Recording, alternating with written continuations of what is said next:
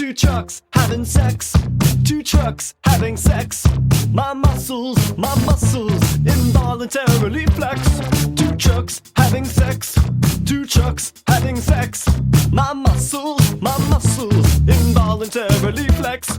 Two pickup trucks making love, American made. Listen up, Autothoughts from Decepticons. You're listening to Prime Cuts, a non-linear history of the Transformers franchise on television. I'm one of your hosts, Audrey. I'm your other host, Samara. And we have a special guest in the booth with us tonight. This is a special guest who's been with us before, but hey, introduce yourself again for the hell of it. Returning from my last week imposed exile, it's me, Sam. You're on thin ice, motherfucker. Yeah, I'm here to say more dumb shit about Transformers. You requested this episode in specific because there's a guy who debuts in these episodes that you like quite a bit. I love him. He was Kid Me's favorite. I used to watch AMVs of him, Holy specifically shit. One set Absolutely. to the song Catching Up by the band Orange. Oh, fuck. Yeah, it was real good. That's some real love right there. Hell yeah. Yes, we are covering two episodes, New Recruit and The Human Factor, and the show finally found enough change under the couch cushions to put a new guy in it. And his name is Silas. Oh, wait, not him? That's not who we're talking about? So... Another one who lasts one episode, if you think about it. Technically, yeah. Yeah. We start off New Recruit with like a little... just hanging out at the base sequence. Everyone's doing their usual thing. Miko and Bulkhead are doing some physical therapy, which I will... They're doing the exact same therapy that she was forcing him through like a drill sergeant last week, but now at like a normal pace. Yeah, I think she's her sort of attitude has improved vastly. Yeah. Also, we get to see Jack and Raph doing an exact run back of the shit they were doing right before the "Want to See Something Funny" bit, which I was here for. Funny enough. Raph is hacking into the internet and replacing pictures of Bumblebee because that's just shit he can do. Yeah, another win for the Dancing Monkey. He's 12. It does lead to maybe one of the most famous lines from the series later in the episode. I just know Starscream would be on Twitter all day. He wouldn't get anything done. It's so funny because he starts saying the line, and I was like auto finishing it in my head, and I was like, oh my god, it's still there. This is like a forced memory. Like Buried I feel deep. like I'm going through like regression therapy. Like Going back to my college days. Between Raph hacking Bumblebee footage off of the internet and like scrubbing it completely, and being able to hack into and control a secret government kill sat, by the time this kid is 20, he's gonna like have all of the nuclear codes in the world at his disposal, I think. Oh yeah, Raph's a one-man anonymous by the time he's 16. Scary. And listen, we've talked about Mayan Yan crimes before. Oh, that's right. We've talked about Raph transitioning That's into right, Mayan Yan crimes before. He's got to move to Sweden and get on estrogen, and then the timelines will align here. Yeah. In our aligned continuity. And while Raph... I mean, honestly, this takes place... This was, like, 2011, so it does add up. Damn. Everything's coming together. Maybe it really is the aligned continuity. The friends we aligned along the way. We're putting the trans in Transformers, folks. That's right. It's not called Cisformers, is it? Cisformers? No, it is not. Really? Just some cars. While Raph is hacking the planet, he comes across something interesting, which is a Cybertronian escape pod plummeting to Earth. So everyone gets ready to head on out, and Bulkhead really, really wants to go. Yeah, unfortunately, he is still injured. And also, they do a fucking steamed hams bit with the escape pod. Yes. A Cybertronian escape pod in this part of the galaxy at this time of year. May I see it? No. Also, there is some trouble in paradise here. someone brings up the possibility of calling Wheeljack in for backup, and Ratchet is like, absolutely not. Now after the shit he pulled last week with Miko. Yeah. She almost got killed 50 fucking times. RC says he can stay rogue. Yeah, she's still pissed at him from the end of that episode. So it's just RC, Prime, and Bumblebee who head out here to this escape pod in the middle of the woods. They find it and see that it is marked with a Decepticon symbol. So they're like, ah, fuck. Because they're talking about, like, ooh, what if it's an Autobot? What if it's a Decepticon? We just don't know. Well, it's a Decepticon pod, and they're immediately ambushed by Viacons. So they assume whoever is inside of it is a Decepticon. Yes. Yeah, just a ton of dudes show up. Insecticons, Viacons. Ratchet makes a clown car joke. Yes. Because she's like, really did all of these joke. dudes... It's more like an anti-joke. Fair enough. Yeah. It's really explaining the entire bit to make sure there's zero humor left in it. RC says, yeah, like, did all of these dudes come out of here? And Ratchet says, I believe this is what humans call a clown car. Yeah. Oh, excuse me. The actual written line is even better. Humans refer to this phenomenon as a clown car. And RC's line is actually just goes, all of them. All of them. That I distinctly remember. She goes, really, all of them? But as it turns out, the guy who was in this pod was not a Decepticon, because some dude runs out of the forest and starts shooting all the Viacons and Insecticons. And when he runs up and makes a little 90-degree turn, there's a fucking, like, drifting wheel screech noise. That's how cool which he I is. love. He doesn't even need to be in vehicle mode to do an Akira slide. And then the first thing he does is go down in front, because he's just going to go straight through the line. Does a footstool combo on an Insecticon to stomp another one in the head. Now here's what I am going to say about this this whole episode, which is that it is a very strong case for getting recruiters out of high schools. Military recruiters out of high schools. Yeah, Smokescreen's real gung-ho. If I didn't believe that to begin with, this is as much evidence as I think anyone should need.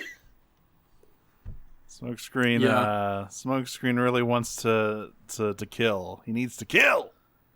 He starts firing wildly, accidentally lights up an energon leak. Blows up the whole shit. Then, of course, acts like it was his plan all along with an incredible one-liner. Yes. Yeah. Anyone who dies for his country is a clown.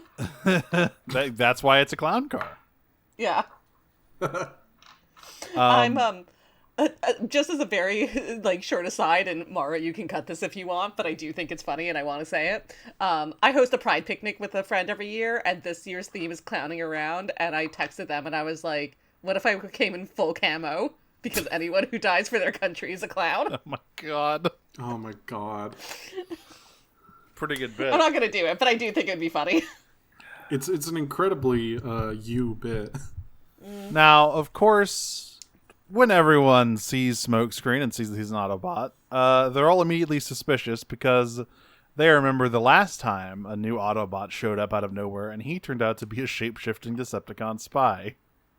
However, he is simply too pure of heart and too much of an OP fanboy. Yeah, they're basically like, well, we're not gonna.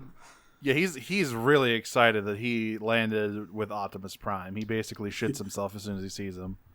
He looks over at everybody else. He's like, that's Optimus Prime. There is this weird Nepo baby energy about Smokescreen. He's not. He's like a dumb young recruit, which is fine. But he gets this detail. Like his entire career is just like, man, it was so boring, and everyone's like, what the fuck, dude?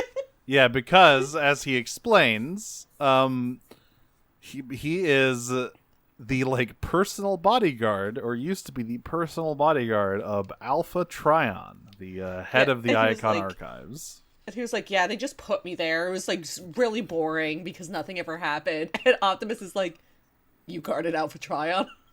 He's like, you know my guy? You know my dad? What? That's my dad.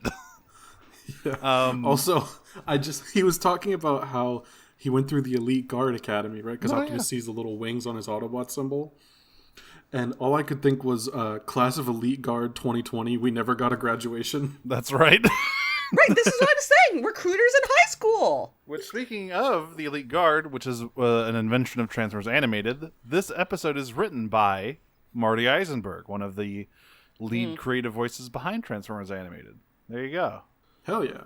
He does also call Alpha Trion the Big A, which is really fun. Calling one of the 13 primes the Big A. But yes, as he explains, he was at Iacon during the last stages of the war. He was captured in the raid on the archives, and he found himself on a prison ship, which he escaped from. The escape pod was, programmed for a long-term trip, and he ended up on Earth. And upon hearing that Alpha Trion confided in Smokescreen here about how he personally, asked the council to make Orion Pax the next prime, Optimus just straight up lets him into the base because he's like, well, the only way he would know that information is if Alpha Trion really trusted him. So I think he's fine. And RC's like, that's it? That's all you need? And Optimus is like, yes. Let's go. All right. Everybody come meet the new guy. Of course, the humans are all pretty excited to meet a new recruit. Ratchet is very expecting a headache as soon as Smokescreen opens his mouth because he knows he's got another fucking rash young gun on his hands. And Bulkhead is afraid he's going to be replaced. Bulkhead is so fucking depressed in both of these episodes. I was so sad. Yeah, I feel like Ratchet should probably put him on fucking suicide watch or something. It's or not Abilify. good. Yeah. Yeah, he's like, oh, a new guy, huh? I guess you replaced me already. And everyone's like, no, Bulkhead, we are not replacing you. He just showed up, dude. Yeah, we didn't even know he was here. He literally just fell out of the sky. And Otto's like, listen, man, we're not replacing you, but you understand that we are at a disadvantage here and we need all the help we can get. So yes, we're going to let Smokescreen stay here. And that doesn't really help Bulkhead's mood. But Miko does tell Jack to show Smokescreen around. And Smokescreen and Jack have a sort of I don't know how far it extends past these episodes, but they do kind of hang out. Yeah, a little bit, because Jack's showing him around where they have the Iacon relics, and Smokescreen's like, oh yeah, I know about these. But they don't quite have the same level of partnership that RC and Jack do. Smokescreen never really gets a human partner. I think he kind of hangs out a little bit with everybody, but he does hang out the most out of all of them with Jack. It's very new guy at a established office type of vibe. Meanwhile, Starscream is scrolling through Twitter. And Starscream is the fastest man alive to get rage baited. Rage bait speed run any percent. Oh my god, you know that if you get into an argument with him on Twitter, he's definitely paying for it, number one. And number two, he will write you a fucking essay length rebuttal if you call him a name. He's Sephiroth posting on there, you just know it. Speaking of military recruiters, he's doing the Navy SEAL copy pasta every day. Yeah, he says 1 trillion gigabytes of data, none of it useful. And that is the very famous line. Yeah, can you finish it for me? As he finds the dancing monkey video. Some of it is entertaining. It's some oddly engrossing, and he just laughs. He laughs. He just stares at the monkey and laughs. He's having a great time. But he actually finds something useful on here, which is a picture of a rock. I want to know what post. Where did this come from? Because it's a picture of a crystal on the ground, and he identifies it as Red Energon.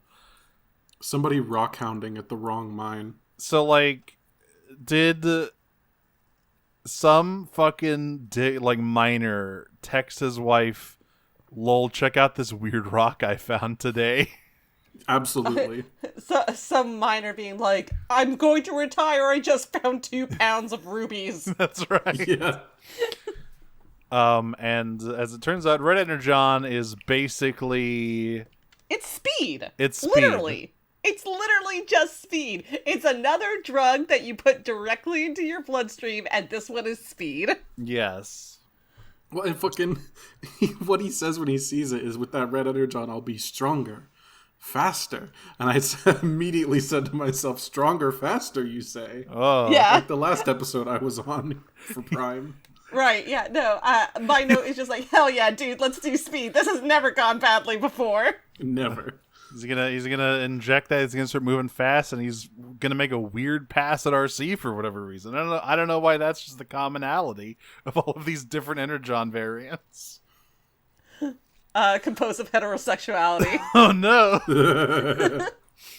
So yes, he sets off. The weed that makes you straight. Oh no! No. That's the worst thing I've ever heard. I hate that. Yeah, I am usually straight, it's the other and I way hate around. that. Usually it's the weed that makes you a little bit gay, but no, this is Exactly. the weed that makes you straight, unfortunately. This is the weed that like makes you really want to do your taxes. But, oh my god, I have a note that I want to flash back to real quick. Mm-hmm. We get a small aside from Smokescreen and Jack in the relic chamber with frozen arachnid, Yeah. I think. Oh yeah. And he goes, what kind of relic is she? And Jack just says, not one you mess with. Yeah, you don't want to know. Yeah, One you don't want to mess with, yeah. that's actually the next the scene kind you here. don't want to mess with. Because Jack is showing him all of the MacGuffins they've collected, and Smokescreen's like, "Yeah, I mean, I've seen all these. These were all in the vault, so like I know what all of them do. I'm not actually that impressed. It's actually normal for me, so it's not that cool." But yes, he is freaked out. Yeah, by... to me this is these are just normal artifacts. Yeah. he is freaked out by Arachnid. You met me at a very Iaconian time in my life. At a very archival time in my life, yeah. Yeah, yeah. Of course, the Autobots find the Red Energon as well. They call Fowler to get everything cleared up, and they start heading out. While Starscream arrives at the dig site to find it has already been moved. Yeah, he starts monologuing to an empty dig site. Yeah. So Smokescreen obviously really wants to go, but Ratchet and Optimus are like, da. No. One, you're like super duper green. There's a comment earlier when Ratchet is like, when they're like reassuring Bulkhead that he's not going to be replaced. RC says, "Don't worry, Bulkhead. He's like, that guy's like super green." And Miko says, "Yeah, but Bulkhead's the greenest guy there is." Yeah. And Ratchet's like, "No, you can like see Bulkhead become a little more suicidal. Yeah. She's trying so hard and just keeps digging that hole. You can really see him like losing his last threads. Big Depot's misery is increasing." Exactly. Yeah. But yeah, Ratchet has to say, no, she means that he's really inexperienced, not that he is the color green. But yes, they basically say, one, you need more training. Two, you don't have a fucking alternate mode yet. So Jack, go take Smokescreen on a field trip to find a car. Go highway watching until you find a good car. Which we get another green joke. Or no, not a green joke, my bad. There's a cement truck that drives by, and he goes, "Maybe if I was a Constructicon." Yeah, because they're just like it's like sedan. Jack points Rickety out like an old truck. Yeah, and Smokescreen says, "Well, that's more Ratchet speed, don't you think?" And Ratchet doesn't understand Rude, why but he just fair. Ratchet understand why his eye just twitched back at base. Yeah. Yeah. Then Jack points out a cement truck, and Smokescreen says, "Maybe if I was a Constructicon." Constructicons mentioned. In a way that really makes it seem like he looks down on Constructicons, which is very funny. Well, he's no Prowl. And he goes, "Is this the best your planet has?" And he goes, "Well, it is Jasper." And they kind of bond over being stuck out in the middle of nowhere. It's actually funnier because Jack goes, "Oh no, we have much better than this, just not here." Yeah, it's like we're kind of in fucking buttfuck nowhere, man. Sorry. This is all Which makes it funnier when he shows up in his alt mode. Because where the fuck did they find that? I mean, probably just some guy from Vegas driving his new car out on the highway, if I had to guess. Because there's no way anybody in Jasper's driving that shit around. While they're doing this, we cut to the docks where the Red Energon is being kept. I love when they get there, it's like dangling on a crane. And RC says... What, so Fowler couldn't have gotten the crane operator to lower it before he left? Yeah, and they're just like, well, he probably just gave him an evacuation order. And it's like, still, come on, dude. Just put it down. But yes, leaving that with the tension on it is more dangerous than not. While RC and Bumblebee do some platforming challenges, Starscream shows up with the Apex armor and starts beating everybody's ass. Optimus holds his own for like a surprising amount of time initially. Yeah. By which I mean any at all. I think Starscream is owed this after his very long walk across the ocean floor. Yeah, when we saw him scrolling through Twitter, he like just got back probably. Yeah, no, he literally just taken the armor off for the first time in weeks. Yeah, so Starscream is fucking... He's basically Donkey Kong, and the Autobots are playing Donkey Kong and avoiding all of the hammers and springs. Smokescreen and Jack come back, and of course, Smokescreen hears that Optimus needs help, and he's ready to go out, and Ratchet's like, absolutely not. Neither because you... Starscream's there, and Smokescreen immediately says, "That stiletto healed creep." Okay, great line. The first thing that comes to mind is that he has his little stilettos. It's 2 steps away from calling him a slur. I was about to say, it's a bit of a microaggression, but it's fine.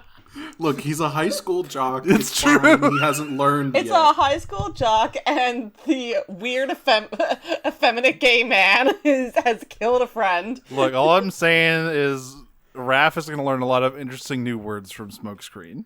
And maybe that's why he's grounded in the next episode.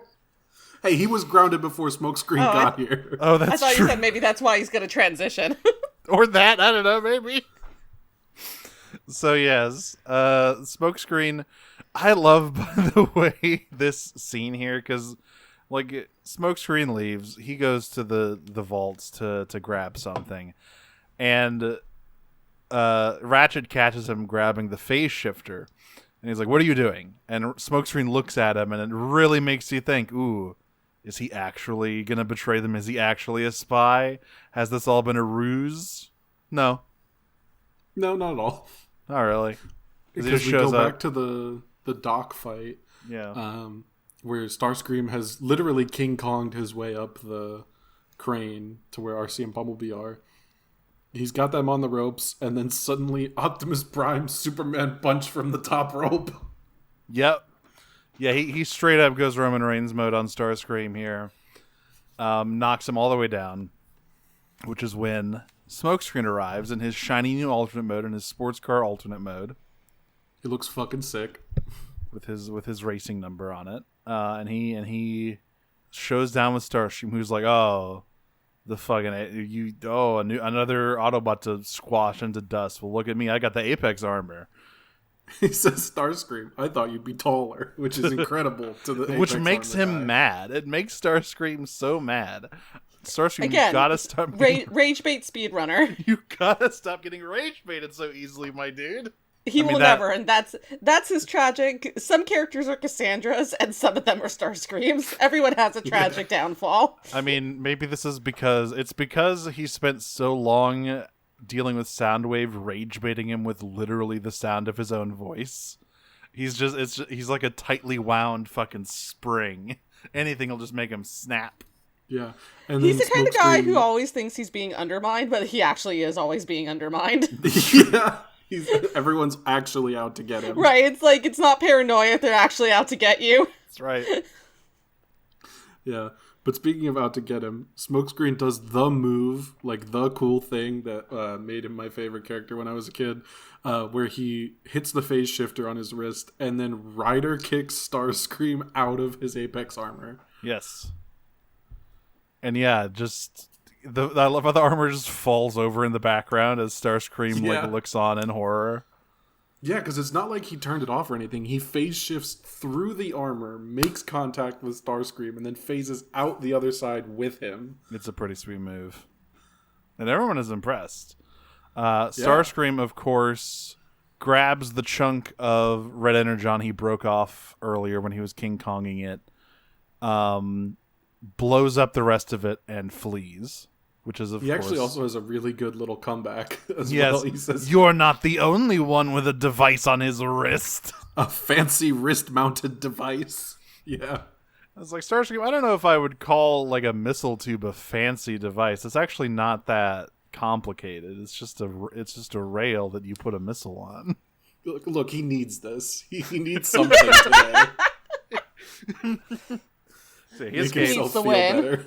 He escapes, and everyone's like, "Well, Smokescreen, you know, you're a loose cannon, and you're inexperienced, but damn if that wasn't impressive." And this is where we get the scene where he's like, "See, Ratchet, I told you I just needed to borrow it because I had a plan." And Ratchet says, "Yes, which when you told me, I approved because you have to follow protocol. You can't He practically yells it in his face. It's called protocol. You can't just grab shit from the fucking secret vaults and leave. You have to tell me what you're doing." They're not secret to me. I know all the vaults. Yeah, I know actually, these guys. Actually, Ratchet, they're more like normal vaults if you know what they do, like me. Yeah, to me, they're just normal vaults. And while everyone's like telling Smokescreen a good job, calling that him the White Joker, as opposed to what?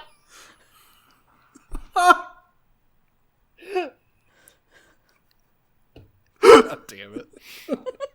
That got to me. This is of course when Bulkhead drags himself out of the back of the base and says, "Damn." It's so fucking sad. Oh my god. It's like you can almost hear like the Charlie Brown sad sack music. Yeah. Like holy shit. Especially because one of his legs is still fucked up, so he's just having to drag it painfully around. So he's like, you hear him coming, and he sees the Apex armor. He's like, "Wow, I guess the new guy is really pulling his weight." And Miko immediately jumps up, like, "Hey, man, no, it's fine. Like, yeah, he did a cool thing, but once you're up, backing up and ready, you'll do like a million cool things." But Bulkhead is just not hearing any of it, and slowly walks into the shadows wordlessly to like cry, probably. Yeah, no he's good. He's not doing okay. Such like a huge instant downturn right at the end of the episode. Yeah. Bummer for Bulkhead. We cut from what is a fairly normal little adventure episode of Transformers Prime to Crimes Against God. In the opening of the next episode, The Human Factor. Because we start in a mech warehouse, and first we have crimes against normal humans. Yeah. Our good friend the mech surgeon and the other members of mech have breakdowns. I'm so sad about him. I know. All that this potential. This is the most tragic part of it, is that the mech surgeon dies. I do. My first note for the episode is, wonderful. Mech Frankenstein. That's right. They have breakdowns, corpse strung up on a wall, and they're pumping energon into it, and all of it lights up and starts moving, and the mech surgeon says, "Welcome back, sir." And we zoom in, and it's Silas in there, and he looks genuinely pretty gruesome, by the way. Yeah. Like, I was surprised they got away with making his stitches and scars so bloody. And like the fucked up veins all over the place, yeah. Yeah. Genuinely kind of a gross looking deal that he's got going on. But yeah, Silas is like, wow, You finally did it, and the mech surgeon's like, yes, the fucking culmination of all of our research, the perfect marriage of man and machine. And Silas is like, yep, which means I don't need you anymore, and kills all of them. Just immediately slimes all of them. I can't To bits, believe you say. I can't believe they destroyed my ship like this. It's so sad. We never even got his name. I think his name was Mech Surgeon. That was, you know, it's the most on the That nose is a man case. who committed. Yeah. I'm sorry. First name Mech, last name Surgeon. That's right. Yeah. And I love Silas driving up to a base in vehicle mode and like partially rolling down the window to reveal his extremely fucked up face and say, Colonel Leland Bishop. Like, did this guy let him through after seeing that shit? I don't think he got paid enough to not do that. What have I been saying about military recruiters this entire episode? Well, all this seems... This is what you get. This is what you get when you pick kids out of high school and then you don't train them to be proper killing machines, okay? all this seems perfectly normal. You go ahead and have a nice day, sir. This is the average intelligence of any soldier. So, yeah, he drives onto a base. Meanwhile, we cut back to the Autobot base, and Bulkhead is still complaining and worrying that, you know, he's being replaced, despite everyone's assurances to the contrary. And his mood really doesn't improve when Smokescreen's like, hey, man, it's all right. What if you just use the Apex armor to, like, make up for that? And Bulkhead gets really mad. Yeah, you think I need a crutch? My note here is Bulkhead apologizes to disabled community. He's got a lot of, you know, it's a classic case of, like, toxic masculinity. It's like, because he gets so mad. He's like, yeah, you think I need a crutch? And he goes to angrily exercise with a medicine ball, which I think is really funny. Like, he doesn't even leave. He just pushes past Smokescreen, picks up the crunch ball, and uses it like a medicine ball while going like, He's like 5 feet away. Yeah, it's really impotent, sort of. Like, it doesn't rage. feel good, is what I'm going to say about it. Yeah. The mood in the base, I think, is very awkward, and, you know, especially because was Raph also grounded in the last episode? I know he wasn't Actually, there. no. He was just grounded here. Because he was doing the monkey stuff. Well, between now and then, Raph has been grounded. Because they call him for something because they're like, oh, we're doing something. He's like, nope. You're doing something maybe, but I am not doing anything ever and again. Jack possibly. is so surprised. He's like, "You? What the hell did you get you grounded got grounded?" for? He says, "I misplaced some homework and blew a couple of tests." And Miko responds, translation: A- instead of A. Yeah, I've been there, Raph. Been there, buddy. Raph is in that gifted kid life. And get burned out and start estrogen and move to Sweden, etc., So yes, Raph is grounded, which will mostly come into play later when they need their elite hacker to stop the kill sat. Oh my god, I almost forgot. Right after Bulkhead starts doing his impotent little workout, Smokescreen says, "Wow, he looks, pretty cleared for duty to me." And Ratchet grumbles to himself. He's like, "You know what you're talking about." Yeah, he literally goes like, "What are you even talking about?" Yeah. Shut the fuck up.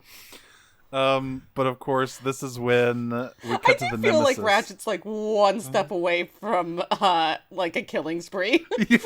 Well, Bulkhead did also destroy a bank of computers, and we got the Bulkhead. I needed that. Yes, because he throws the Apex armor at it. We get and this is the maddest one we've gotten so far. I think. Yeah, I think Ratchet's. Yeah, because he's pissed. Ratchet's one bad day from just getting those scalpels out and starting to cut everybody into pieces. Showing Jasper a real incident. It's garbage day. Garbage day. So we cut up to the nemesis where Knockout is like, what the hell? Breakdown signal just reactivated. Where the hell has he been? Yeah, they're looking at like their satellites and everything, and God, Knockout is so fucking like he really wants his boyfriend back. Yeah, he's like, oh my god. Knockout goes to Megatron and he's like, okay, so I have like good news and bad news. And Megatron's like, okay. He's like, good news. Breakdown's signal has reactivated. And Megatron's like, that's good news. And Knockout's like, bad news. It's corrupted. And Megatron's like, wow, it sounds like you have a mission, doesn't it, Doctor? Yeah. Yep. And he has a fantastic little line for Knockout because he's like, well, Breakdown always played the brute, but he was a maestro behind a rotary buffer. Uh-huh. Yeah, I bet, man. This is who's like, gonna get called a slur. Yeah, Megatron's like, I don't need to hear that shit, just go. I don't need to hear about it. What you do behind closed doors is your business. May I remind you, Knockout, of our don't ask, don't tell policy. Well, I still think that it's a little bit, discriminatory. Shut up!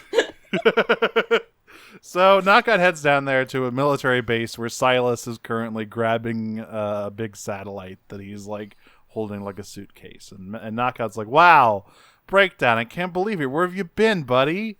And Silas says, this is awkward. Yeah, about that.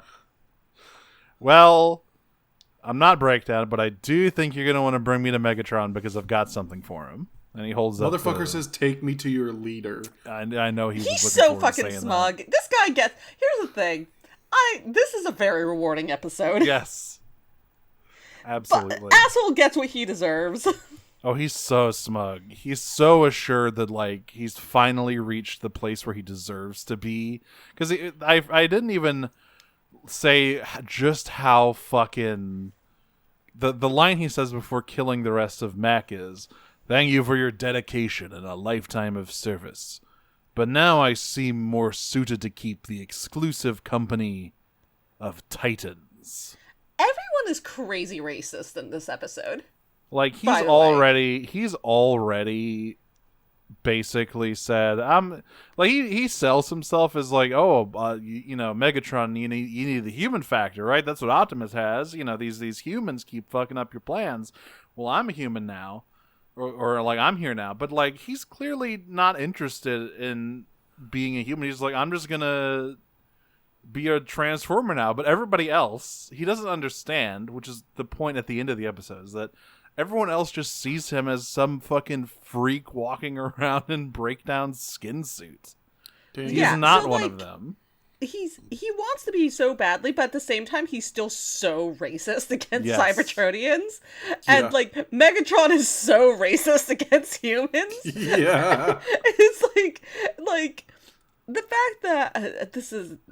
listen, it's the end of the episode, so I'm not going to consider this a spoiler. But the fact that he dies immediately after what...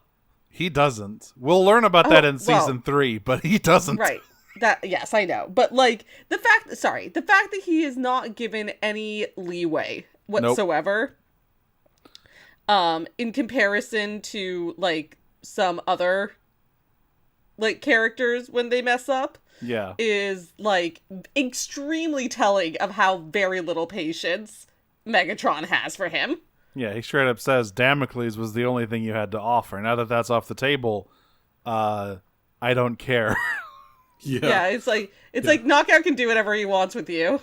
So you're wearing his dead boyfriend's skin, so good luck with that, I guess. Yeah, have fun. But speaking of Damocles, there is a short aside at the auto base where we find out that what Silas stole was his own project, a space laser from a satellite. Yep. He was working on this before he was discharged for being, a freak. Too evil.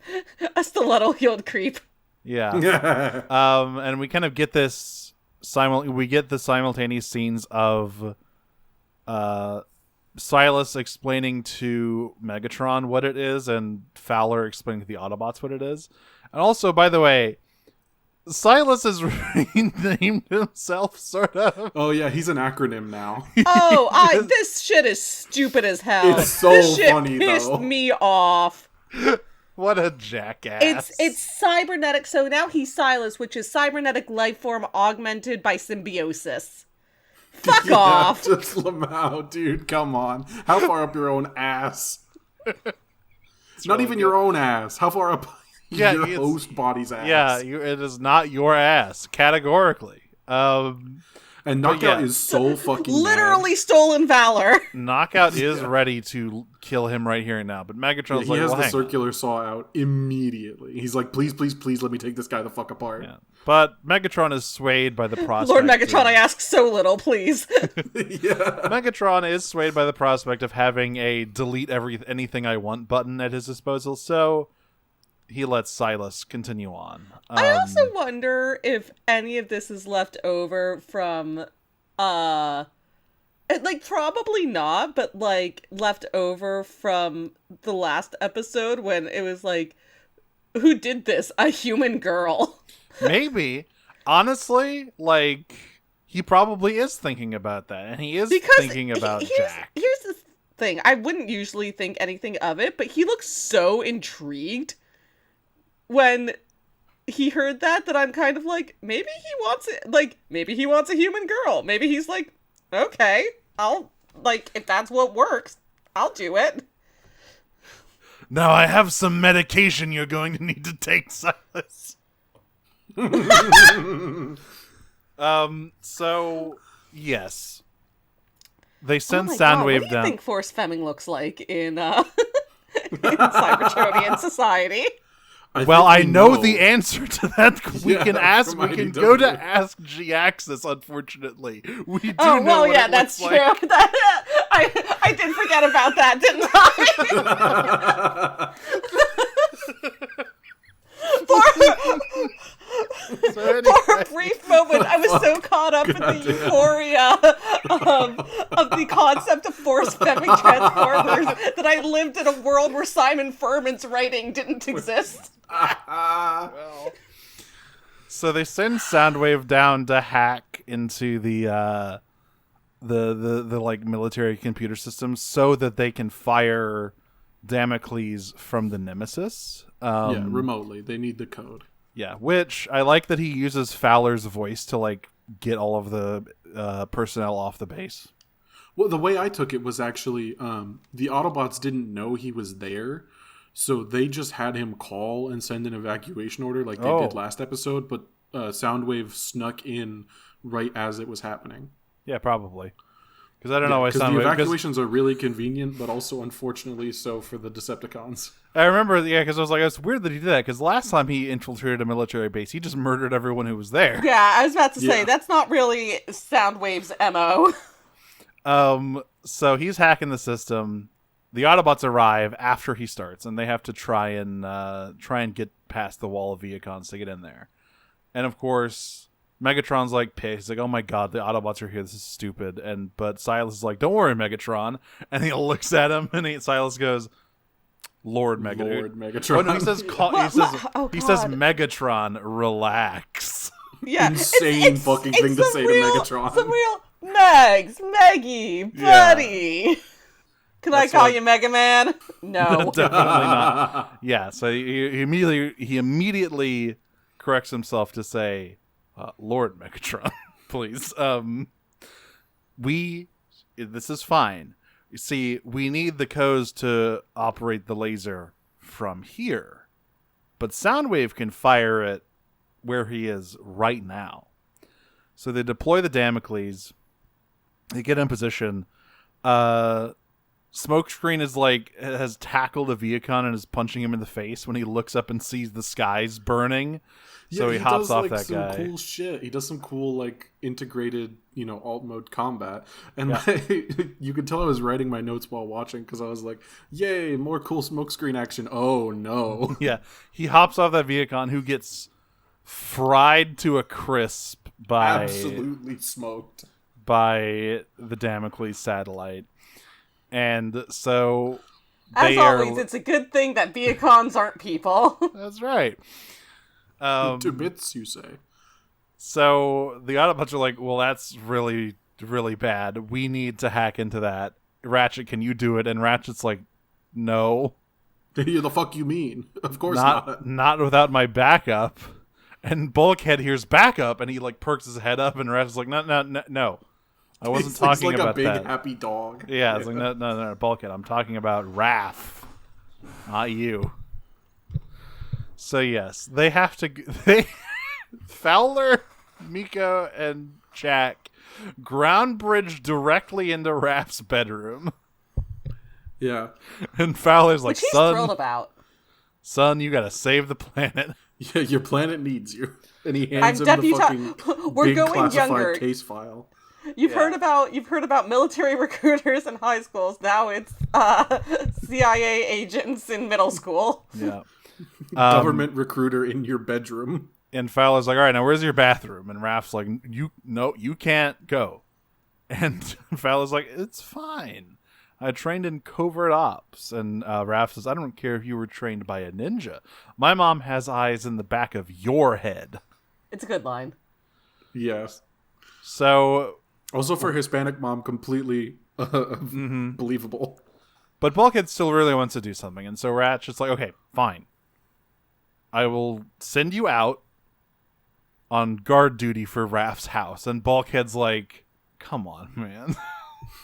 Yeah, he's like, you are cleared for duty. And Bulkhead perks up and he goes, that's a duty of my choosing. Because he goes, I forgot to mention, everyone else knows the breakdown is back. And nobody knows that he died. They just know that he vanished for a while. And they haven't seen him for a good bit. So they're like, oh, breakdown's back. And you know, Bulkhead obviously is like, dude, that's my arch rival.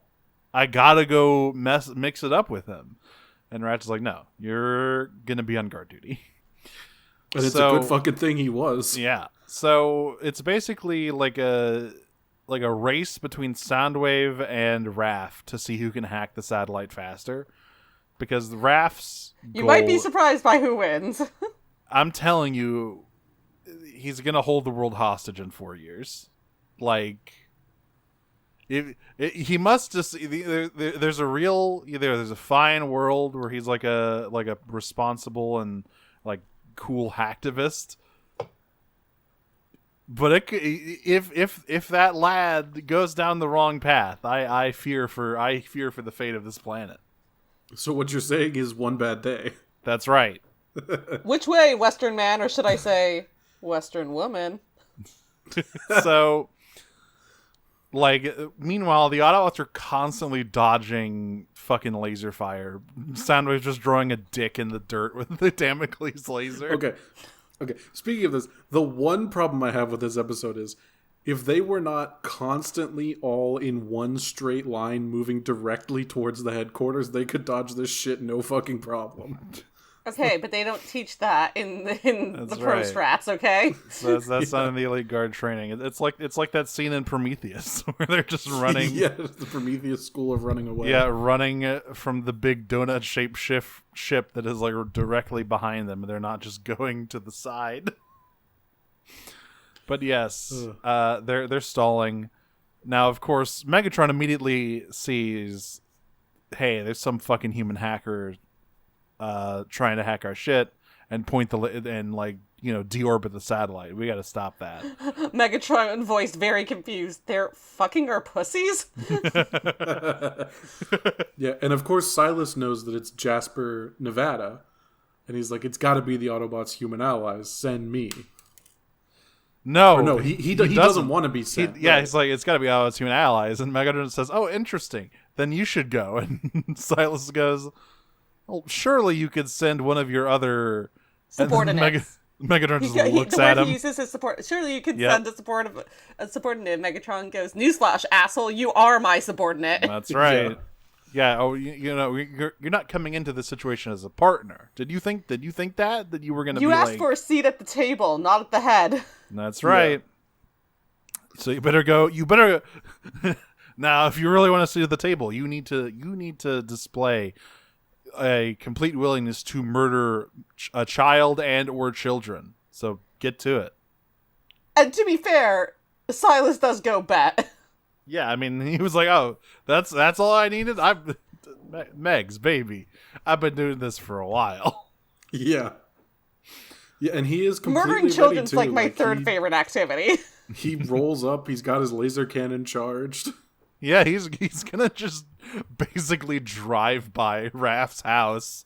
But of course, Bulkhead is there, and he's really excited to be like, "Oh, Breakdown, you're finally back." And he drives into him for a long time. It is a solid like over 10 seconds. Working out a lot of that. Just driving Breakdown off the cliff. Working out a lot of that anger on Breakdown here. But as soon as Silas opens his mouth, Bulkhead's eyes widen. He's like, "What the fuck? Who the fuck are you? You're not my. You're not the weird homoerotically charged rivalship I have." And then when Silas drops it, but I know you're Bulkhead, and you won't interfere with our plans anymore. Like, Bulkhead's like, "Oh my god, Silas, what the fuck have you done? Oh my god, you changed over the summer. I gotta kill you." Yeah, you gotta die, man. Yeah. So, and speaking of earlier, the kids are like, "Wait, we thought Silas was based." Yes. And that is the exact phrase they use for him. It's very, very good. Which he was. Yeah. I'm sure he. I assume we only ever see his like head and upper torso in there. I assume he's in a sort of brain that wouldn't die type situation. He's basically just a head and upper torso and like spinal column, absolutely. Just sort of soldered into Breakdown's fucking insides. Oh yeah, he's in the spark chamber, 100%. So it's enough for the important parts, if you know what I mean. He and Bulkhead are fighting. Smokescreen eventually breaks away from the main battle to go help Bulkhead because he hears that that Raph is under attack. Yeah. And we also get a quick check-in at Raph's house. Raph is doing hacking things, but Fowler comes back in the room and he goes, "Oh, by the way, you're low on TP." Fowler, you shit in his house? He said he needed to use the bathroom. I guess he made Fowler, covert ops. I will say is one thing. Yeah, with the shitting, that you're gonna leave a trace. Goddamn. He walks in and is like, "Sorry, kid, I blew the fuck up out of your toilet. I clogged your shit. I told you I had to go." I get nervous when there's a mission like this, you know how I have a nervous colon. Yeah. Him like very, very anxiously justifying himself. Yeah. Well, there wasn't time at the auto base. We had the ground bridge, there's nowhere else to do it. So Megatron very quickly realized what's going on. Soundwave finishes uploading the stuff to the Nemesis, so he remotely retargets Damocles over Jasper, and there's a great little bit where they're watching the satellite's like targeting overlay, and Miko's like, "Oh hey, that's Jasper. I can see my host parents' house from here." And Raph's like, Jack fucking looks at her so mad. It's like, you cannot be this stupid. I refuse to believe that. And Raph's like, "Yeah, and I can see my house." And it just fucking locks on, and Fowler just looks up at the ceiling like he's gonna be able to see the satellite. Yeah, I can see my house too, directly in their targeting sites. Yeah, so Megatron's about to push that button and fucking obliterate them, but that's just when Raph manages to take over the thrusters and, swing it around. It does blow up the the KO burger sign. It's a good visual gag. Yeah. So it goes from like standing up to like being knocked over, like in its neon. It's good. Yeah, and like surely someone was outside and just saw that the fucking bright orange laser go over the town. Somebody in fucking Jasper is about to become a conspiracy theorist. Oh yeah. Oh, I mean, surely there's got to be so many of them by now. With all the fucking robot activity in that goddamn town. Yeah. I mean, it's like Area 51, right? Like it's like Roswell. Yeah. So, and we get the conclusion of Smokescreen and Bulkhead's 2v1. Yeah, they beat the shit out of Silas.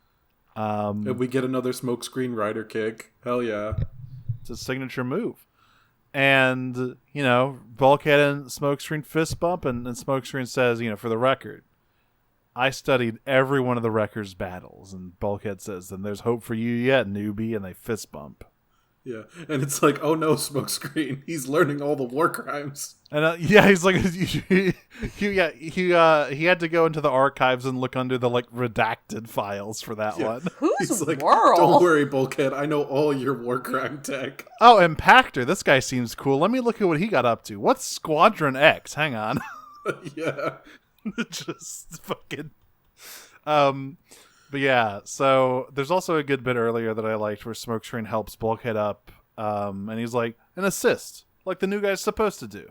It's like, they're becoming calling bros. back to Bulkhead earlier in the episode saying that that's what he's there for. Yeah. So, day is saved. Damocles is burning up in orbit.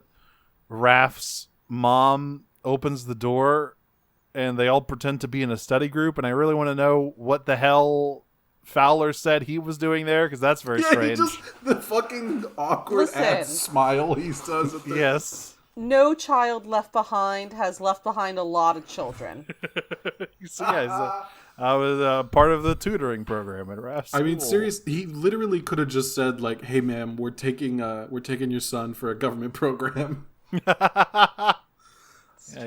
His test scores were so good that we're putting him directly into our fucking cybercrime division. Then we cut up to that. Actually, they don't we know can't. that. We cut back up to the Nemesis, where Megatron is like, "Well, Silas, you've earned your place at the table," and he's like, "Oh, Megatron, thank you, Lord Megatron, I am honored." And Megatron goes, "Knockout's dissection table, bitch." Get his ass. And like he looks over his shoulder. Knockout is standing there, one hand on hip, other one with his fucking electro staff, and just smiling big. If he weren't so menacing in this scene, again, it would be Slur City, baby.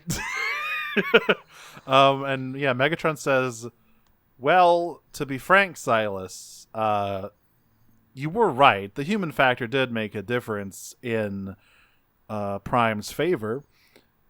But the thing is, the only thing keeping you alive was Damocles, and that is no longer a factor. So basically, you're being demoted to science experiment." Yeah, and Knockout basically says, I'm going to take him apart piece by piece in the cuntiest way possible. Yes. He's like got a single fingertip, and he's like, no fiber or fiber optic unexamined, which we get to see from Silas's POV, which is great. Again, if he weren't so menacing, Slur City, baby. And Knockout even says, breakdown would be tickled. So yes. They really... I just think it back to... as I've mentioned before, the Digimon writers basing Izzy and Tentamon after a real-life gay couple they knew. Like, the writing for Knockout is so wild sometimes in this show. He just queens out sometimes. It's great. Silas is dragged away screaming to be, tortured and dissected, and that's the last we see of him for, like, a while. And that's it for Mech, by the way. They're all dead. Like, Mech is functionally done. This is the end of the Mech plotline. Unless you count Silas. Which I don't, because he blew them all up. Yeah, rip Bozo. He fired himself, basically. Well, yeah, it's kind of like, do you count Starscream as a Decepticon? Yeah, not currently. But yes, that is the human factor. A shockingly grisly episode of the show, I gotta say. They do also have a picture of the auto-base kids now. Yeah, well, they had that from the beginning. This is the picture that Soundwave took of them in Darkness Rising Part 5, all the way at the start. Because there's that bit where Miko fucking hits one of his tentacles with a fire axe, and he just turns around and takes a picture of them all. That's great. This is going in my cringe compilation. Yeah, I just assumed that it was a new picture that they got from like Silas's feed. Nope, they've had that one. So yeah, Silas's attempt to move up in the world did not work out in his favor. Well, maybe directly upward because he's on the Nemesis now. That's true. He is physically higher up. But we've got a few questions, I think. We do indeed. Okay. Our first one today comes from Sam, I don't have to read your I don't have to read your username today. Delightful. You're welcome. Our first one today comes from Decepticon Serving Division. What are the defining differences of the Bumblebee to Hot Rod spectrum? Where have the Bumble Rods we've met so far on the pod fall on the spectrum? Okay, there is a distinct difference, right? I'll break it down for you here. The Bumblebee to Hot Rod spectrum, right? So, I think Bumblebee, both characters are defined by inexperience and eagerness to prove themselves. But Bumblebee is usually portrayed and written as younger, and usually is the character who forms the close bond with the humans. I mean, that's what Bumblebee's whole thing is. And while he may eventually find himself in a place of leadership, it's not really the focus of his arc, and it's more about, becoming the best version of himself. Your Hot Rods are much more like he is the future. He is like, and the next big thing, they are usually more arrogant, and they are usually a lot more like reckless. I think Smokescreen falls much more on the Hot Rod side of the Bumblebee Hot Rod spectrum, because he's a little bit arrogant. He's like personally mentored by Alpha fucking Trion. Yeah, so like he's you said, very much next man up. Like, Hot Rod often has a little bit of Nepo baby about him. Even if he isn't literally a Nepo baby, there's like a sense of like he is sort of positioned to do great things, maybe not necessarily because of his own inherent actions, but because of some outside force of like fate or destiny. So that definitely like fills in with Smokescreen. And there's stuff later on with Smokescreen that reinforces that even more of his hot rodishness. And I'm to answer the second half, I am going to include Hot Shot from Armada in this. Because obviously that's fair. We're taking Bumblebee as one end of the spectrum. G1 cartoon Bumblebee, who's the most aw shucks G Willikers, I just wanna be helpful kind of guy, right? That's your baseline Bumblebee. G1 Hot Rod is your baseline Hot Rod. Arrogant, reckless, but he's got a good heart, and he's got to grow into his own leadership. As I said, Smokescreen very, very close to the Hot Rod like end of the spectrum. Hot Shot, I think, also a lot closer to Hot Rod than Bumblebee, because especially in Armada, which is mostly where I'm basing this on, because his character in Energon is really not either of these anymore. I mean, in Energon, he's a Bumblebee. In Energon, he's sorry. In Armada, he's a Bumblebee. That's what I meant. No, in Armada, he's much more Hot Rod. And that's because of a few things. One, the human companion thing in Armada is kind of skewed by the minicons. Like, the humans don't really have... Like, he's got relationships with all of the humans, especially, I think, Carlos. But, like, it's not really his main thing. But the arc where he's the leader of the Autobots and he has all of this, like, his like, the Star Saber and all this stuff, he's much more positioned as the next leader, as, like, the next in line for the throne, basically. Even if he is yellow, which is, a very Bumblebee-ish thing. So that's why he's a little bit further down than Smokescreen. Earthspark Bumblebee is interesting, because he is, like, he was the other end of that spectrum, right? He was the preternatural Bumblebee, but he's matured a little bit. And now he is mentoring the younger generation. You know what this is turning into? What? This is turning into the Calvin Klein. Yes, the Calvin and Hobbes. Not Calvin Klein, Jesus Christ. The Calvin and Hobbes, specifically... Bumblebee, believe it or not, is a hot rod. Yeah, exactly. And particularly, it's turning into the, every meme is either lost or this one. Yes, believe it or not, this one is lost, despite being this one. Yeah. But I will say, I don't think that Earthspark Bumblebee is actually a hot rod. He is mentoring the next generation, But he is an example of a matured Bumblebee, not a matured Hot Rod. Yeah, he's like closer to the middle. Animated Bumblebee is a little bit further. He's a bit more of a shitheel than G1, a lot more of a shitheel than G1 Bumblebee is. He's like not either of them, honestly. I think he is much more of a Bumblebee than a Hot Rod because of his close bond with Sari and his extreme inexperience. But you never really get the sense that Bumblebee is meant for, like... He never really seems like he's going to be a leader. I also argue with the Sari thing because of the way that the humans work in TFA, That's which true. is to say there's one of them, and they all share her, basically. But I think of the bots, Bumblebee has the closest relationship with Sari, and is the closest to her because they're both very young, right? Like, obviously it's Bulkhead, Bumblebee, and Sari. They're like the main trio, because Sari has this sort of grand parental relationship with Ratchet, and like she and Optimus talk a lot. I actually don't think she and Prowl like interact that much in that show, which is interesting. But like Bumblebee is the closest to her. He and Bulkhead. So I'm gonna say he is closer to a Bumblebee than a Hot Rod, but he has a Bumblebee. I don't think he's like either of them in animated. Like I think he's like an entirely different brand of character. The Bumblebee with Hot Rod characteristics. I think he's like, I don't know. I think he's more like a cliff jumper, honestly. No, he's not close. He doesn't have the bloodthirst. No, you know what? I think he's like a Lambo twin. A little bit, yeah. Like he feels much more like Sunny and Sideswipe than like any version of Bumblebee or Hot Rod. But I think that kind of brattiness although that kind of brattiness is more like when I think the brattiness is more Hot Rod, right? Bumblebee is usually not like a dick. Yes.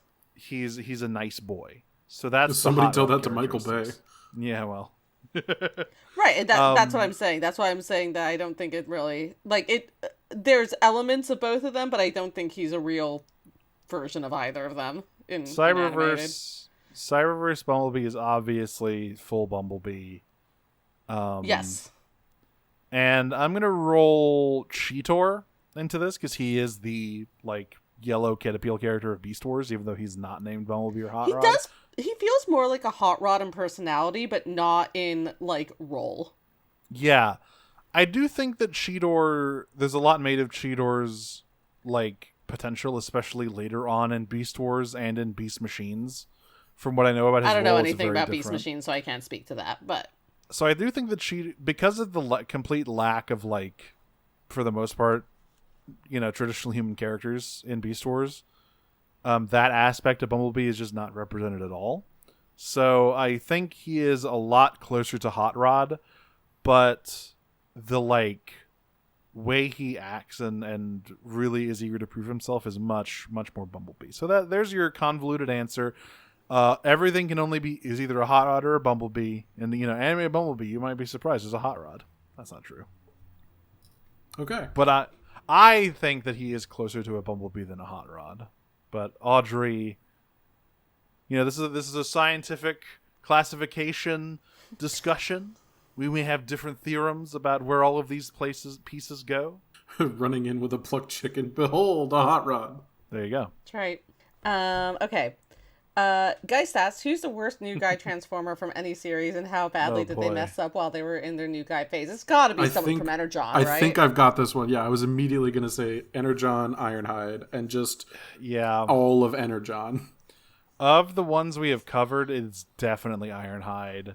He's so... Especially Dub Ironhide, oh my god. Exhibit 1, Team Ironhide. Yeah. They're all dead. Holy That's fuck. right. Sorry. Again, Energon's one of those ones that I immediately forget after watching. I've been listening to the Energon pod recently, so it's pretty fresh in mind. Yeah, those guys are fucking dead. Energon Ironhide is such a fucking dipshit, and he's so annoying. Once again, especially like the dub is always going to be worse than the sub, so but let me tell you this. Roadbuster's not much better. He's still like a gormless dipshit for 90% of the show. I know there's maybe one more character. But once again, this is a character from Beast Machines, but I know him by reputation as like someone people fucking hated.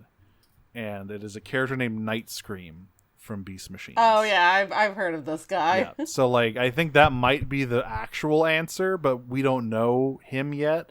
So for now, the answer is Energon Ironhide. Fuck that guy. Yeah, fuck that guy. Kicker should have kicked him more. Yeah, really. Kicker should have kicked everyone more. I'm That's right. still Especially team... his dad. Fuck that guy. Yeah, I'm still team Kick now. Now, after being subjected to Energon, Team Kicker did nothing wrong. That's right. Yeah. Who could have predicted that our journey would have ended there? I really wasn't expecting to fucking Kicker is like the least bad part of Energon. That's crazy. It's genuinely crazy. Void Mother asks, favorite Nolan North role? I'm partial to Nolan North as Nolan North in Saint Rose 4. That one's really good. Yeah, they clarified in another channel that there's an obscure in-joke to the Nolan North voice in Saints Row 4 that choosing it's that not particular an voice obscure in-joke. sucks That's him the whole into joke. the events of the game. He is the joke of that voice that is literally Nolan North.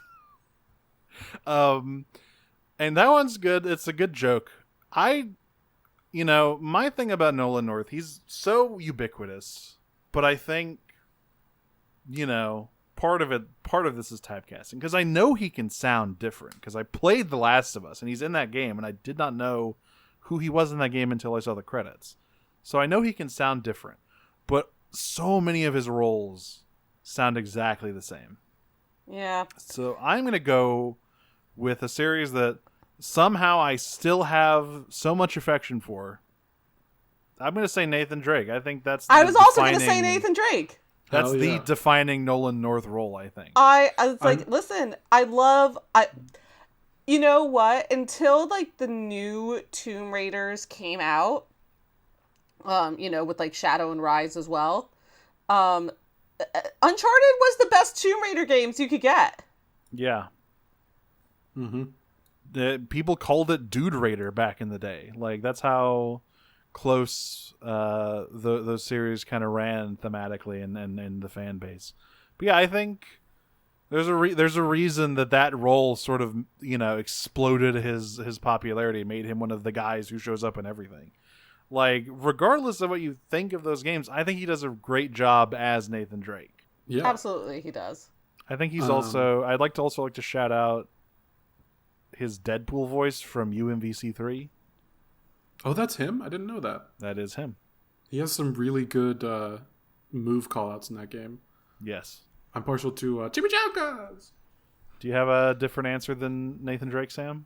Well, you may think that it's Smokescreen, but actually, I think I'm probably going to go with a pure nostalgia answer, which is when he replaced Peter Dinklage as the voice of the Ghost in Destiny. Oh, yeah.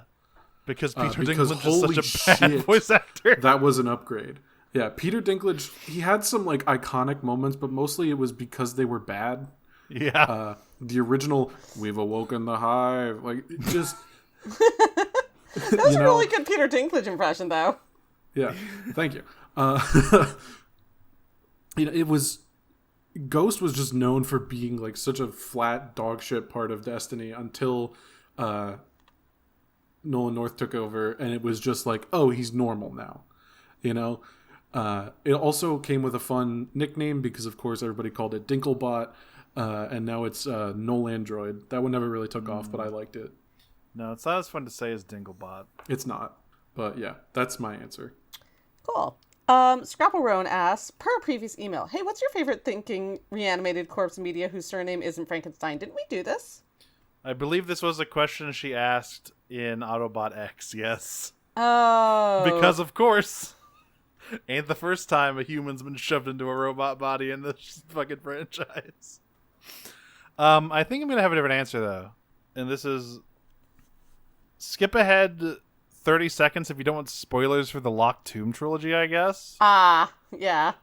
Well, yeah, okay. Yeah, I know where you're going with this. I'm going with Gideon Nav, aka Kiryu Nagaya from Nona the Ninth, the partially reanimated Gideon that they encountered at the end of that in that book. That shit's really good. Hell yeah! I was so happy when that happened, dude. Oh my god! Almost as happy as the reveal of Gideon being the narrator in Harrow. Did I mention Dan Kane last time? I'll let you finish. Sorry. Yeah. Lock Tomb spoilers now over. You are safe if you don't want to be spoiled on that series. You go ahead now. Yeah. I was gonna say. Sorry, not Dan. Friggin' Hans Gruber. Ah. Wait. The guy from Die Hard? No, the guy from Reanimator. Oh. It's crazy that they had the same name. It is. It's actually the same character. It's the Die Hard Reanimator cinematic universe. I'm surprised you haven't heard about this. Reanimator's just a great gay movie. Good stuff. Everyone check out to see Jeffrey Combs being a complete fucking freak. It's true. I don't know if I have one. I don't really watch a lot of media or like engage a lot of media with that kind of stuff. I guess for like a cop-out technicality answer, I guess I'd say Full Frontal from Gundam Unicorn. Okay, sure. Because he's sort of Char's soul in another body. That's crazy. What? Yeah, and his name's Full Frontal, by the way. His name is Full Front. Okay. Capital F full, capital F frontal. And what about it? And no one thinks this is out of the ordinary. That's the best part about Gundam names is that everyone's like, Gundam. yep. Thanks, Tomino. Yep. I did just find out about a guy named Brave Cod. That's pretty good. Yeah, thanks, Gundam Sentinel. Greatest franchise on Earth, weird folks. Fucking book. I will say, somewhat unrelated, but I've had it stuck in my head the whole time. I've been, re-listening to the Dead End Paranormal Park soundtrack. And there is a song in it that I might suggest as the theme song for this episode called My Frankenstein. I'll put it at the end, sure. Yeah. Or yeah, I'll put it. Yeah, I could do either one.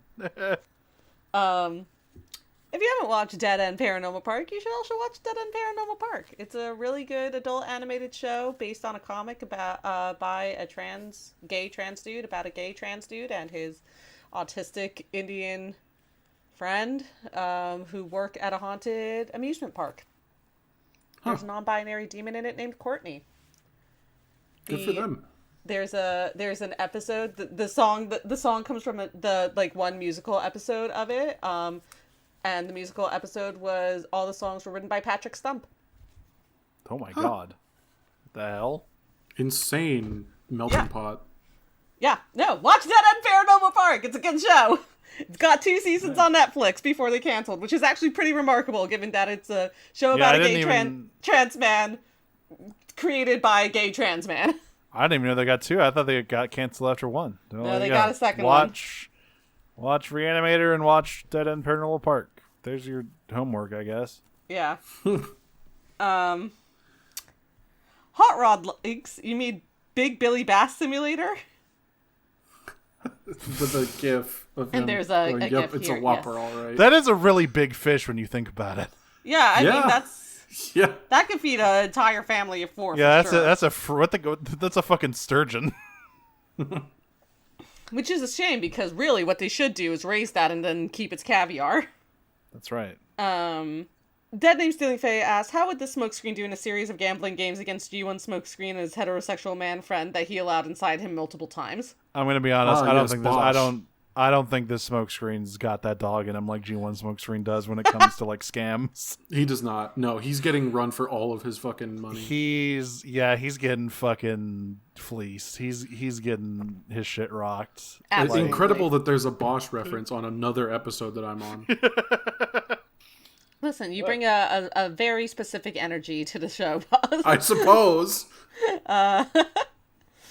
Considering that before this episode, the only lore about Ralph's family was that they cared so little about him that they wouldn't notice that he was missing. I forgot about that. Oh my god! This episode's addition to the Raph family lore is that his family only ever cared about him is when he's not upholding their high standards for him. Do you think Raph should get new parents? Like, fuck the government and all, but like, Agent Fowler could just go, your son is being drafted into a government think tank so Raph can live with his real dads, Optimus and Ratchet. I don't think he can. Said this. I don't think he can, unless we want to draw, like, some very unfortunate parallels to what some government agencies are doing today. I don't think he can. I also think that Raph said that because he has so many siblings. Where it was like, you know, the house is so chaotic that I can just slip away for a while. Yeah, it's less of abuse and neglect and more of a Home Alone situation. Yeah, exactly. There's a lot of stuff going on. And from what I see, like, it seems like his relationship with his mom is fine. Like, I don't know. I think that Optimus and Ratchet couldn't really do the stuff that she could do, probably. And that's fine. Those some high standards, but that's how, parents who care about their smart kid are. Yeah. They want him to live up to his potential. Losing some homework is a big deal if your kid can hack into a government satellite. Like, obviously, he's going to be super successful if he can do that shit. It also Raph, we need you to learn morals before you are that's true. Loose on the world. Yeah, exactly. It might be less of a abuse and neglect kind of thing, and more of a we need to make sure he doesn't become a super criminal. Young man, you are going into the humanities, and you're gonna like it because otherwise, you're gonna be a fucking Batman villain. But I wanted to do STEM. No, you don't. No. See, you've already got that shit covered. You don't need that. It's fine. You need to learn what is right and what is wrong. Raph, you need to get a philosophy degree. Yeah. We are not creating the fucking Riddler. Absolutely not. Hey, Vinas, a younger, cooler, hipper third host has suddenly appeared on your podcast. How do they manage to quickly win you over and also convince your fans to buy their new merchandise? Any ideas, Sam? No, my podcast died after 2 episodes because I don't know how to edit well. Well, you'd be the third host, have any kind of work ethic. Yeah, you're definitely younger than us. Yeah, hipper and cooler is definitely a choice of words. I mean, it would be the same way Smokescreen does, where you just writer kick everything. Yeah. I just need to find my writer gimmick. I don't really know how that is conveyed over audio, but, it'll work. It'll work itself out. Oh, shit. Actually, this is the idea. This is how Sam wins us over. We're pivoting to TikTok Shorts. Oh my god! for the fake podcast that this is going to turn into. I'll sit on one side of the table. Yeah, we'll have you guys as avatars on the other side of the table, and I will say some dumb shit. I'll lose 30 pounds and get a boob job, so I can be the hot the hot woman who agrees with everything I say. Exactly. Yeah. Right, and I'll only stick to she/her pronouns. Jesus Christ. I hate this bit so much. It's a really bad bit. This is the dark timeline.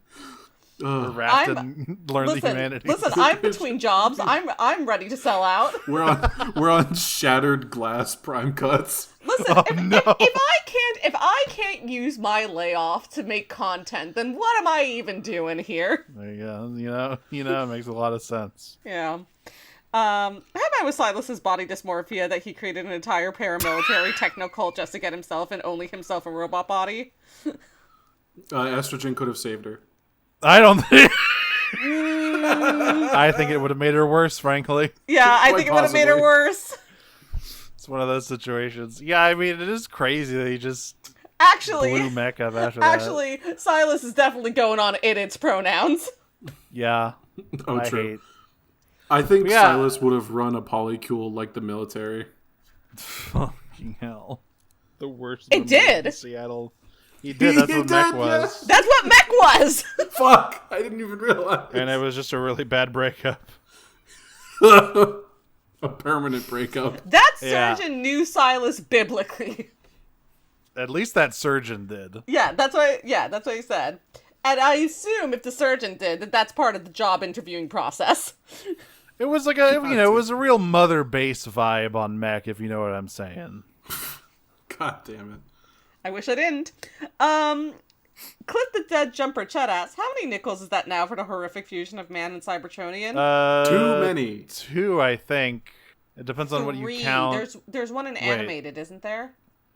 No. You're thinking of Meltdown's like freaky bio things. Okay. Those You're aren't. right. It depends on what you count Sorry as, I guess. Not really. But I don't think she's not really horrific. meant to be. She's not Autobot Spike. Yeah, she's cool.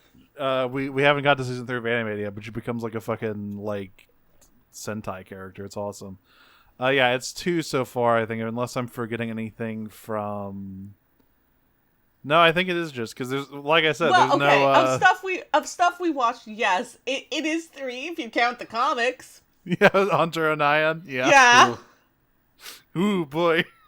Hunter. Ooh, not good. We were talking last week about Verity and her friends. It's like who ended up worse? Was it Verity or Miko? Verity or Miko? It's like Verity by a very long shot. Yeah. Definitely Verity. Yeah, 2 nickels, weird that it happened twice, etc., etc. I assume it will happen again sometime in the future, though. At least on the TV side, I feel like there's another one at some point in our. It's actually. Here. I mean, I assume this is just because there weren't human characters in it, but it's wait. 3 nickels. Mandroid. Fuck. Right. You're right. Forgot about that guy. And again, 4 if you count Hunter, which I kind of do because we're obviously never gonna read the comics on the show. Never gonna make a comic podcast. 3 nickels, weird that it happened. At least twice, not for free. Yada, yada. Data Collector Sidewinder asks, what constitutes a Hot Rod character, and is it any different from a Rodimus character? If they are the same character, does Hot Rod character have to succeed the current leader to truly be that kind of character? We already discussed this. See above for our Hot Rod character guidelines. Yeah, mostly the actual answer to that is, what is the current state of the trademark on the name Hot Rod is really what that comes down to. Yeah, well, yes. Yeah. I will say the only like different version, like, you know, most Hot Rods are Rodimuses nowadays. The one exception to that is Energon Rodimus, who is much more Rodimus Prime than Hot Rod, but he's the exception to the rule. All other Rodimuses are basically just Hot Rods. Yeah. Rodimus is you took a perfectly good Hot Rod and gave it anxiety is what you did. Mm-hmm. Okay. Hey, what happened to put Louisiana in the middle of Texas? This is one of the best animation errors in the history of Prime. Yeah, so if you look closely at the satellite map that Soundwave and Raph are looking at, you can see that Louisiana has been transposed on top of Texas. So I don't know what, some vile Decepticon plot at some point, like, displaced Louisiana into Texas. I mean, fuck it, dude. Like, who knows? Maybe that's just how the aligned continuity has Louisiana. It's a big plateau in the middle of Texas. Yeah, fuck it. Absolutely. Like everything's got its own. Still got hit somehow by Hurricane Katrina. That's crazy. Yes, that's a very good one. I love that one a lot. And finally from Chet, what kind of shockwave shit is Knockout going to do to Silas? That is torture, but make it camp. Yeah, he's gonna. It's not gonna go well for Silas. That's all I'm gonna say. It's gonna need a. It's gonna need a pixelate filter over whatever the hell's going on in the that same on that table. shit Shockwave would do, but it's gonna have like, I don't know, Rocky Horror Picture Show as a backing track. Yeah, it's gonna be singing show tunes. Yeah. Ugh. Yeah, fucking R.I.P. Bozo to Silas. Yeah, see you never, dipshit. We have been. Well, we'll see you in a season. We'll see. Yeah. Where surely things will improve for him, right? That's the trajectory that everyone goes through in this show. Improvement. Mm-hmm. Nothing fucked up will happen in the episode where he comes back. Certainly not. Anyway, we've been Prime Cuts. You can follow us on Blue Sky at primecutspod.biscuit.social and find us on the Noise Space Network, noisespace.xyz. I'm Well, wait Mara. first. Let our guest go first. Oh, that's true. Guest gets plugged. It's been a while since we had a guest. I forgot. Hi, I'm Sam. I don't really do much right now, so you can just find me on Blue Sky at freydfate.bsky.social. Frayed like rope and fate like destiny. And that's about it. You can also find me in the Prime Cuts Pod Discord, finding new and horrific names to torture the hosts with every single week. I do admire your creativity, even if it does Yes. physically pain me. Like I said, I'm here. Come at me. Throw me in the river. Do it. I cannot help but respect it. I'm Mara. You can find me on Blue Sky at marawiver.bisky.social and on Tumblr at Cyclonus with a 5 at the end of it. I'm Audrey. You can find me on Tumblr and Blue Sky at Optimum and Prime, my funny robot internet joke. You can find me on my other podcast I do called Pot of Greed. That's about Yu-Gi-Oh!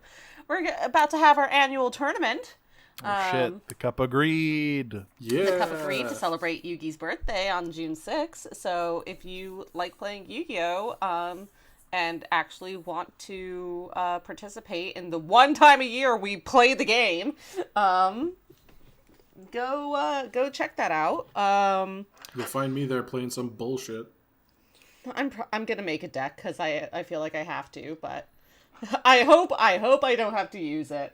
I haven't entered since the last time when I think it was the GX one, because when I downloaded EDO Pro, it gave my computer some kind of weird virus that made my keyboard stop working. Interesting. I'm So sure it's hopefully- fine this but- time. It should be fine. I've been considering going back. I haven't touched Yu-Gi-Oh in a while, but I do have a great fondness for the Xyz era. There's some great stuff in there, and also Dragon Rulers, but that's probably fine. I'm also a script editor and a voice actor on The Disappearances of Lydia Fontaine, which is a audio drama about the place where ideas go to die, which is coming out the first day of summer this year, also in June. The pilot of which you can find right now at www.lydiadisappears.com, and you can follow Lydia Disappears on socials for more information about that as it comes out. And sometimes I do drag, and you can find that at Maxwell Warp on Instagram. And we are on Patreon. I don't know why I turned Italian there. I apologize. I the disrupted Patreon. the space. Ooh, I send them a car into space. Disruptoroni. We've Go got cheese. bonus content to offer over there. At $1, you get access to our bonus feed where we talk about the Japanese side of Transformers every month in a completely linear fashion. Still in Headmasters currently, and will be for a while. It's a we can get bad show. It's $1. good content. It's not a very. There's a reason that most people just talk about Super God Master Force when they talk about Japanese G1 shows, because boy, howdy, that Masters is very good. I don't know these people. These That's are not all Chrome these- Dome. I don't know him. I don't know who is this Fort Max fellow. That's not the Fort Max that I know. At $5, you get access to our second bonus show called Prime Cuts Nautica, all about delving into the stranger aspects and more obscure parts of this franchise. This past one was about micro continuities, such as the early Beast Wars toy bios, where they were presented as a direct sequel to G1, and Optimus and Megatron were the same Optimus and Megatron. And at $10, you get all of that, and as members of our elite guard, coming back up again, you get shout outs at the end of every episode. Thank you to Sabrina Steele, and they call me the Inna Gobbler, the way they be eating Cybertronian ass. Damn, I wonder I who thought I'd that change is. that this week. I mean, what kind of dashing rogue would have that set as their Patreon name? Anyway, I am going to put this rat corpse into a Roomba to create new life, transform and roll out. I'm going to put on my stilettos and listen to Creep by Radiohead. Transform and roll out. I am going to perform a flying kick, say my catchphrase, and have my opponent explode into a properly themed massive fireball. Transform and roll out. Peach. Peach. Peach. And